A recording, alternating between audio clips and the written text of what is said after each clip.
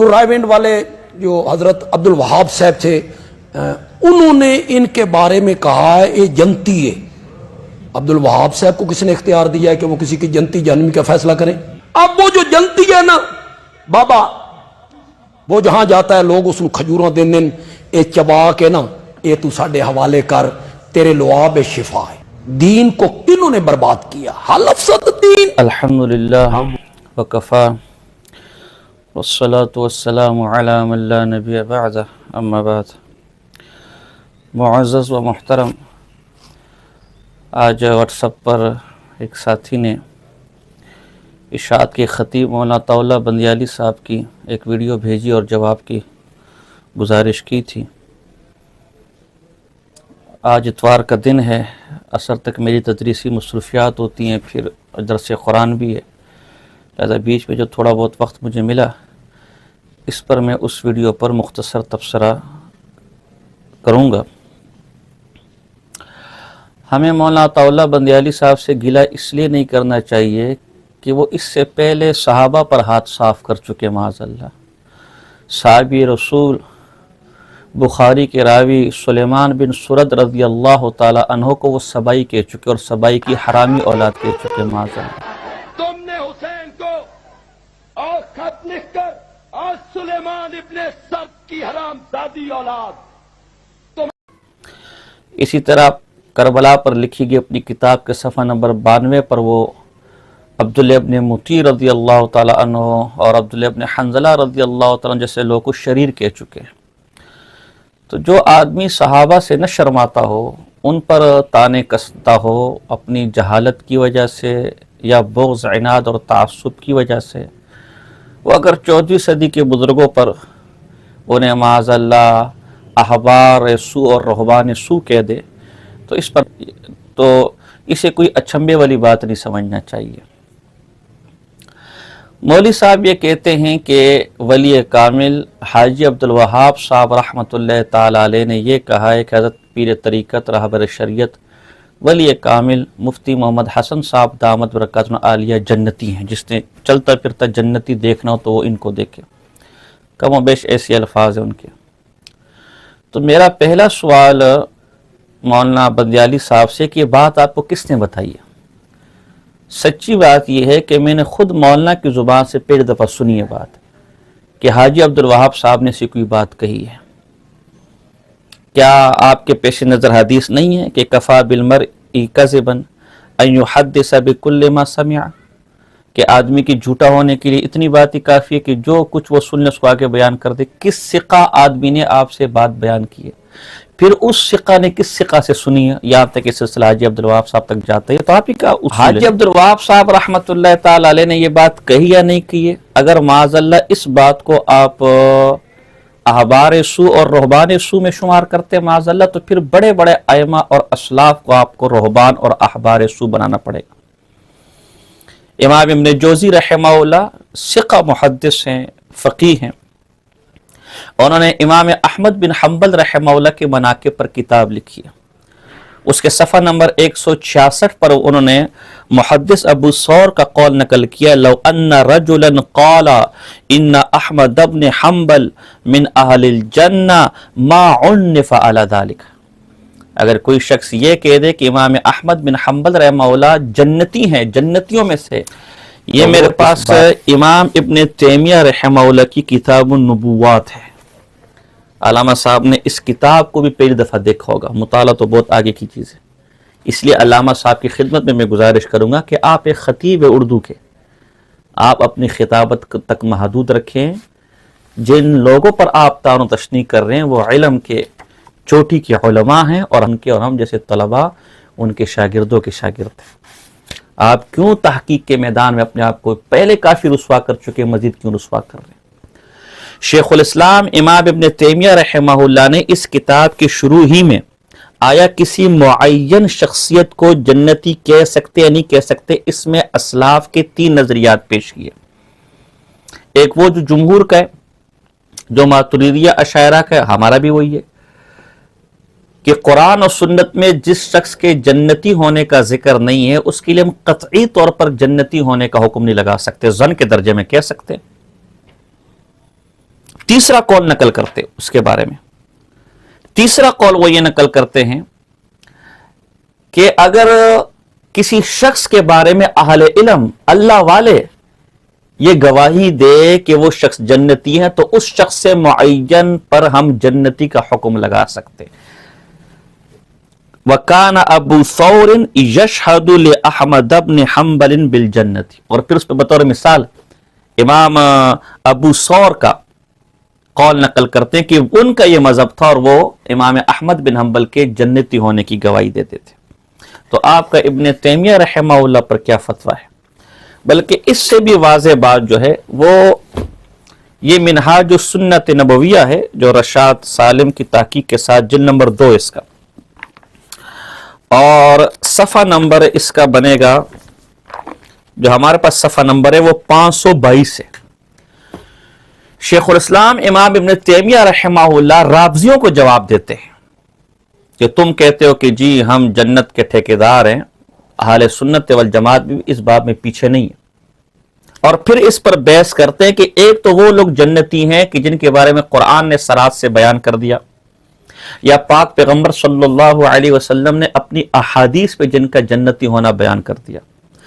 دوسرا جن کے بارے میں مومن گواہی دے کہ وہ جنتی ہیں، یا مومن ان کے بارے میں خواب دیکھ لے کہ انہوں نے جنت میں دیکھا تو ان کے جنتی ہونے کا بھی حکم لگایا جا سکتا ہے. والقول بکون رجل المعین، رجل معین خاص ایک شخص من اہل الجنت قد یکون سببہ اخبار المعصوم، ایک شخص معین جنتی ہے، اس کے جنتی ہونے کا حکم کبھی کبھی تو وہ معصوم کی خبر یعنی نبی کے کہنے سے ہمیں پتہ چلے گا. وقد یکون سببہ تواطؤ شہادات المؤمنین الذین هم شہداء اللہ فی الارض، اور کبھی کبھی مومنین کا اتفاق، مومنین کسی شخص کے بارے میں گواہی دیتے کہ وہ جنتی ہے تو ہم اس شخص سے معین کے جنتی ہونے کو حکم لگا سکتے ہیں، کیونکہ مومنین زمین پر اللہ کے گواہ ہیں.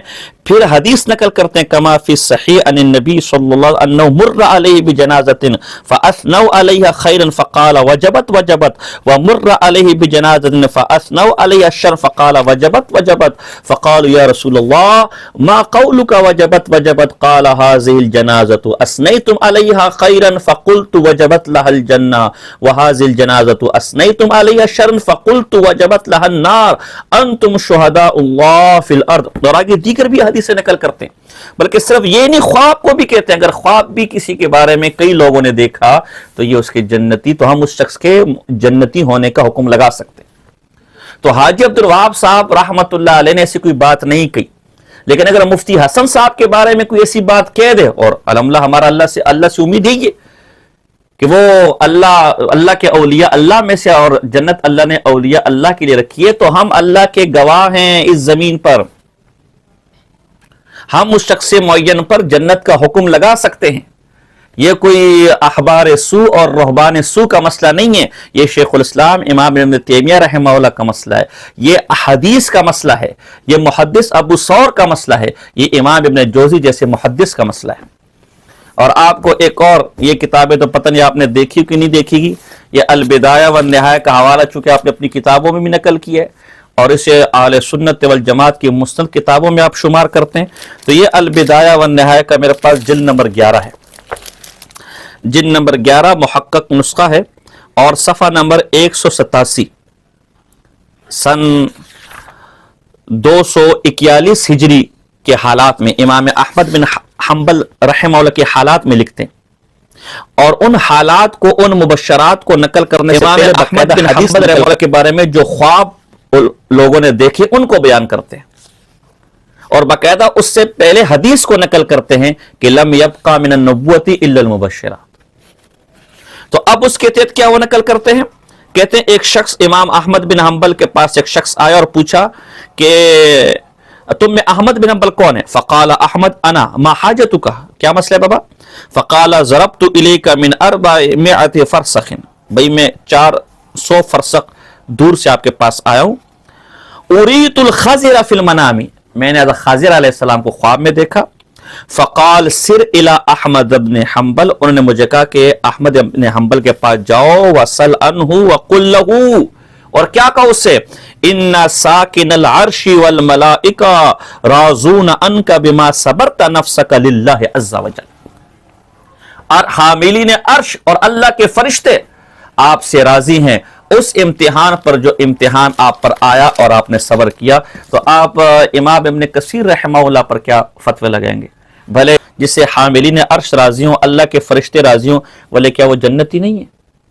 ابھی تو میں یہ ایک امام احمد بن حنبل پہ رکا ہوں، ابھی تو حلیۃ الاولیاء رہتی ہے، یہ طبقات الکبریٰ میرے پاس امام عبد الوہاب شعرانی کی رہتی ہے۔ اگر میں اس طرف چلا جاؤں گا تو پتہ نہیں بات کہاں سے کہاں پہنچ جائے گی، نہیں آپ کی طبیعت خراب نہ ہو جائے، لہٰذا ان چند حوالوں پر میں اکتفا کرتا ہوں۔ باقی آپ نے جو مفتی حسن صاحب دامت برکاتہم عالیہ کے بارے میں کہا کہ جی وہ کھجورے چوس چوس کر دے رہے، جی شفا ہے، خدا کا خوف کریں، پھر آپ نے جھوٹ بولا۔ اور بابا ہم نے جب اس کی تحقیق کی تو طلباء نے بتایا کہ وہ تحنیک کے طور پر وہ کھجور چوس رہے، جس کو ہم اپنی زبان میں گھٹی کہتے ہیں، جو کہ سنت رسول صلی اللہ علیہ وسلم ہے۔ اب اگر میں تبرک کی طرف آؤں گا تو بات کی اور چلی جائے گی۔ ایک حوالہ میں دے دیتا ہوں، امام ابن جوزی رحمہ اللہ نے اسے امام احمد بن حنبل رحمہ اللہ کے فضائل مناقب میں نقل کیا، صفحہ نمبر 457 ہے۔ مشہور واقعہ آپ حضرات نے سنا ہوگا کہ جب امام شافعی رحمہ اللہ کو خواب ہے، اپنے شاگرد ربیع کو بھیجا کہ جا کے امام احمد بن حنبل کو ایسا کہہ دیجئے کہ رسول اللہ صلی اللہ علیہ وسلم میرے خواب میں اور آپ پر ایک امتحان آنے والا ہے۔ تو پھر امام احمد بن حنبل نے اپنا کرتا انہیں اتار کر دیا، تو امام شافعی رحمہ اللہ کہنے لگے کہ کرتا تو میں تم سے نہیں لے سکتا، ہدیہ ہے ان کی طرف سے، البتہ یہ مجھے دے دو۔ اس کرتے کو انہوں نے پانی میں ڈبویا، بعض روایت میں پینے کا ذکر بھی ہے، لیکن جو اس وقت میرے پیش نظر روایت ہے، پانی میں ڈبونے کے بعد وہ کیا کرتے تھے؟ یمسو علی وجہہ، اس پانی کے ساتھ اپنے چہرے پر مسح کرتے تھے، چہرے پر ملتے تھے، تبرکم باحمد بن حنبل، امام احمد بن حنبل رحمہ اللہ کی کرتے سے تبرک حاصل کرنے کے لیے۔ تو اگر امام احمد بن حنبل رحمہ اللہ کے کرتے کا دھون تبرک ہو سکتا ہے، شفا ہو سکتی ہے اس میں، تو ولی کامل مفتی حسن صاحب دامت برکاتہم عالیہ کے چوسے ہوئے کھجور میں تبرک نہیں ہو سکتا؟ عجیب بات ہے۔ یہ وہ خطیب ہیں جو پیناڈول میں تو شفا مانتے کہ اس میں شفا ہے، کھاؤ تو تمہارا سر درد ٹھیک ہو جائے گا، بخار ٹھیک ہو جائے گا، لیکن ایک اللہ والا اگر اپنے منہ میں کھجور کی گٹلی رکھ دے انہیں شرک نظر آ جاتا ہے۔ باقی یہ جو آپ نے عبداللہ ابن مبارک رحمہ اللہ اور بعض امام غزالی رحمہ اللہ کی طرف منسوب کیا ہے، وَهَلْ أَفْسَدَ الدِّينَ إِلَّا الْمُلُوكُ وَأَحْبَارُ السُّوءِ وَرُهْبَانُهَا، تو ہے یہ گنبد کی سزا، جیسی کہو ویسی سنو۔ اس کے جواب میں کہہ سکتا ہوں بالکل اس سے مراد آپ جیسے احبار سو ہیں، آپ جیسے علماء سو ہیں، آپ کے پیر ضیاء اللہ شاہ بخاری صاحب جیسے، آپ کے پیر عنایت اللہ شاہ بخاری صاحب جیسے۔ میں اس زبان میں گفتگو قائل نہیں ہوں، میں پہلے کہہ چکا ہوں کہ جیسے آپ کو تکلیف ہو رہی ہے تو جن پر آپ اعتراض کر رہے ہیں ان کے بھی چاہنے والے، اس مقولے سے مراد وہ ہیں۔ اور پھر دلچسپ بات، مولانا نور اللہ رشیدی صاحب دامت برکات اللہ نے آج مجھے صبح ویڈیو بھیجی ہے، خود ان کا ایک کلپ کس نے لگایا ہوا ہے کہ ضیاء اللہ شاہ بخاری صاحب محترم انہیں لے کر گئے حضرت مولانا عنایت اللہ شاہ بخاری صاحب کے پاس، اور مولانا عنایت اللہ شاہ بخاری صاحب نے ان کا ہاتھ چوما۔ اب وہ شاہ جی کہہ رہے، میرے خیال سے مولانا عنایت اللہ شاہ بخاری صاحب بھی ہوں گے، اور شاہ جی کا تھوک جسے لعاب ہے وہ ان کے ہاتھ میں لگ گیا۔ تو یہ صاحب کہتے بندیالی کہ میں نے اس تھوک کے اوپر اپنے ہونٹ لگائے، نہیں اس تھوک کو چاٹا میں نے۔ واہ بھائی واہ، آپ اپنے پیروں کی تھوک کو چاٹے، وہ لعاب بن جائے، اسے تبرک کے طور پر چاٹے، اسے بیان کرے، وہ عین توحید ہے۔ اور حضرت پیر جی سنت رسول صلی اللہ علیہ وسلم پر عمل کی خاطر اگر گھٹی چوسے، کوئی کھجور چوسے تو وہ شرک ہو گیا۔ اللہ آپ لوگ کو ہدایت دے۔ یہ میں نے بہت مختصر گفتگو آپ کے سامنے چونکہ وقت نہیں رکھی ہے، امید کرتا ہوں کیونکہ موصوف کے علم کا تو مجھے معلوم ہے کہ اتنا کافی ہوگا۔